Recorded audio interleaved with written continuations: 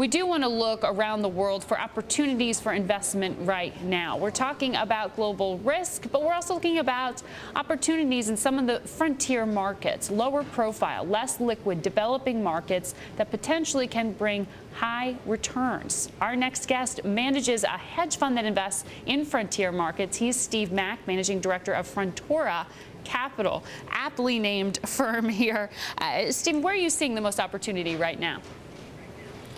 Well, the frontier markets actually comprise about 2/3 of the world's stock market, so there are a lot of areas to look. And over the last year, there's been a wide disparity of performance in those markets. So, for example, if you looked at Sri Lanka, a market we've been invested in for the last couple of years, their market was up, over 100% last year. Whereas other markets, such as French-speaking West Africa, actually didn't do particularly well in 2009. So, we're seeing opportunities in markets such as French-speaking West Africa. We also see opportunities in some of the Gulf states. Qatar, in particular, is one that we like. And those are probably some of examples of the types of areas where we currently see opportunities. Well, you just took us around the world there.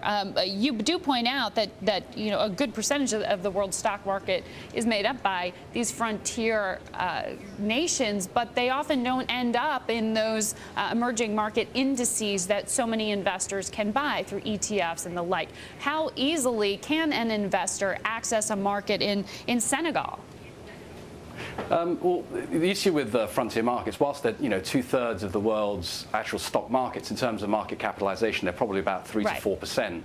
And there are relatively few institutional products in these areas. Right. So getting exposure to point markets is actually relatively difficult to do. There are some frontier market funds. Morgan Stanley has one, Templeton has one, but those tend to be sort of fairly broad funds as opposed to a country-specific fund.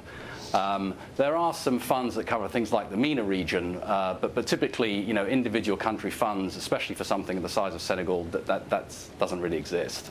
And one stock that you like in Senegal is Sonatel. Tell me about them. What do they do? Well, Sonatel's a mobile and fixed line operator based out of Senegal. It's actually largely owned by France Telecom, but they also have a presence in Mali, Guinea, and Guinea-Bissau, so sort of a combined population of around about 38 million. The thing we like about that particular company is that mobile penetration rates in those markets are still pretty low. So in Senegal, it's around 50%. In Mali, it's around 30%. And these are, of course, much lower numbers than you'd see in a lot of other countries worldwide. But also then, if you look at the valuation metrics, they're also extremely favorable. So Sonatel at present has a PE of around 7.2 and a trading dividend yield in excess of 10%. So this is a bet that telecom demand will come if the infrastructure is there. I mean, can the consumers there afford to buy this mobile technology you're talking about? Absolutely. I mean, a lot of the mobile telephony operators in this market, a lot of it is prepaid. A lot of the airtime costs per minute are extremely low. And it's also sort of something that people aspire to have. It's one of the sort of first signs of disposable income is the ability to spend on mobile phones. What we actually found is during the most recent economic downturn, a lot of people were prioritizing cell phone time over other sort of consumables. So the earnings have been generally pretty resilient. All right. Thank you so much, Stephen Mack of Frontaura Capital, finding opportunities in French-speaking West Africa in particular when he looks around the world at